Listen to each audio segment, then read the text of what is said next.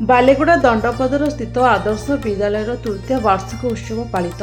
एथिरे बालेगुड़ा तहसिलदार तथा बीडीओ दीप्ति प्रकाश बेहरा मुख्य अतिथि रूपे जोगदेइथिबा बेले सम्मानित अतिथि रूपे बालेगुड़ा गोष्ठी शिक्षा अधिकारी मुख्य वक्ता भावे फिरिंगिया आदर्श विद्यालय अध्यक्ष कानचरण साहू मुख्य वक्ता रूपे जोगदे छात्र छात्री को मोबाइल ठारू दूरे रही शैक्षिक वातावरण में शिक्षा प्रति गुरुत्व दे पाठ पढ़ाई परामर्श देते।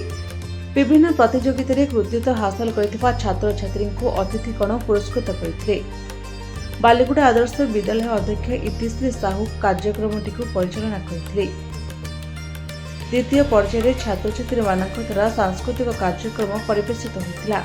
वार्षिक उत्सव कार्यक्रमटी शिक्षक शिक्षयित्री छात्र छात्री सहयोग में समापन होता।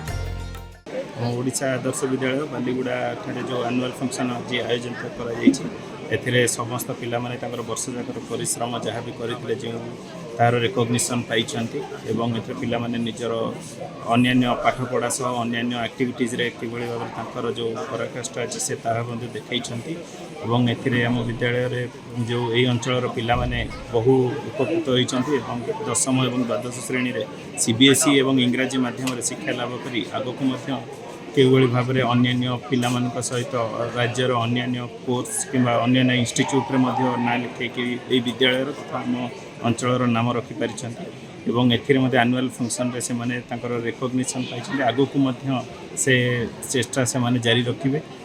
कंधमालू भवानी शंकर जेना रिपोर्ट निरपेक्ष न्यूज।